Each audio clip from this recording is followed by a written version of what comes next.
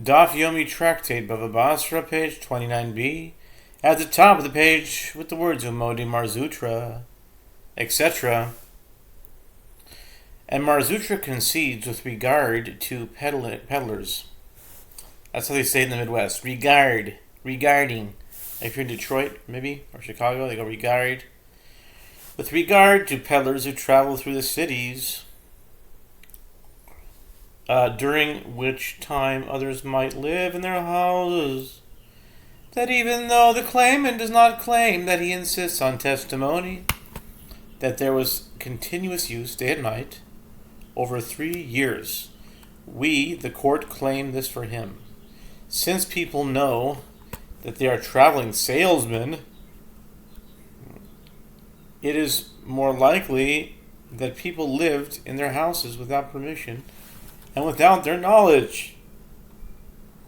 With regard to the requirement for continuous day and night use to establish the presumption of ownership, the Gemara comments, and Rav Huna concedes, with regard to a store in the town of Mahoza, which is generally used in the day and is not generally used at night, that one is not required to use it in the night to establish the presumption of ownership. With regard to the requirement of continuous use to establish the presumption of ownership, the Gemara relates that Rami Bar Chama and Rav Ukva Bar Chama purchased a maidservant together. One sage made use of her during the 1st, 3rd, and 5th years, and one sage made use of her during the 2nd, 4th, and 6th years.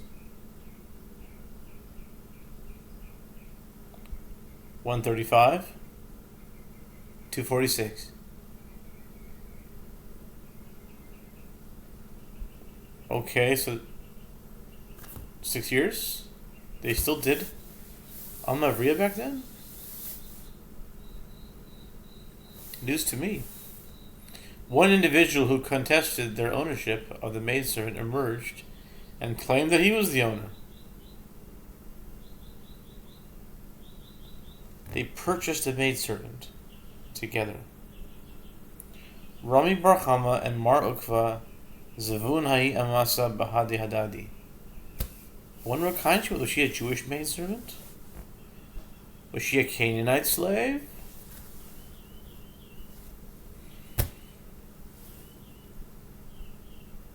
One individual contested their ownership of the maidservant emerged. Okay. They came before Rava for a judgment. He said to them, "What is the reason you acted like this, making use of her in alternate years, so that each of you would not establish the presumption of ownership concerning each other by making use of her for 3 consecutive years? Just as this usage does not establish the presumption of ownership with regard to you, it does not establish the presumption of ownership with regard to others." The claimant in this case as well. The Gemara adds, "And we said this only in a case where it was not written in a document that they are partners and are dividing the use. But if it was written in a document, the document generates publicity that they own the maidservant as partners rather than individually, and they can jointly establish the presumption of ownership."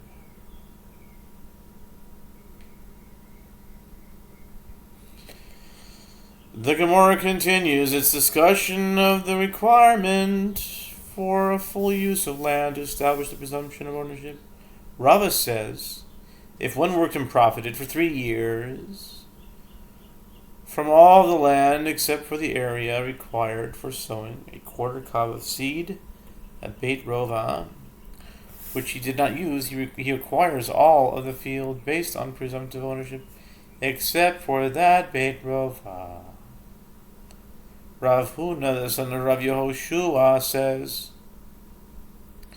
and we said this ruling only where that beit rova is suitable for planting.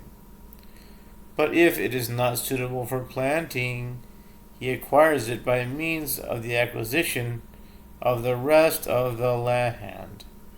Rav Bivi Bar Abai objects to this.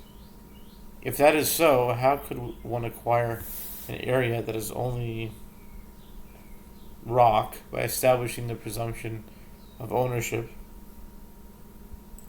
as one does not plant rocky land? Rather, the presumption of ownership can be established by standing animals on it or spreading produce on it. Here too he should be required to stand animals on the Beit Rova or to spread produce on it. If he did not profit from this small piece of land at all, he has not established the presumption of ownership with regard to it and acquires only the rest of the field.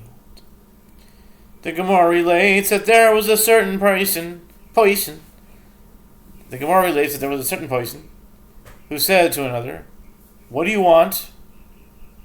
In other words, what are you doing with this house of mine?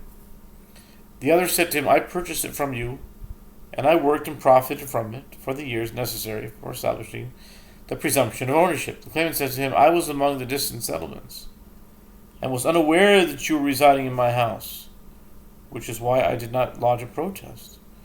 The one residing in the house came before Rav Nachman for a judgment. Rav Nachman said to him, "Go clarify your profiting. In other words, prove that you really resided there for 3 years.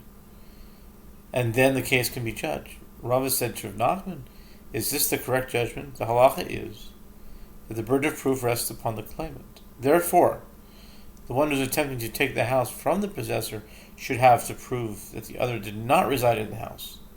And the Gemara raises a contradiction between this statement of Rava and another statement of Rava, and raises a contradiction between the statement of Rav Nachman and another statement of Rav Nachman.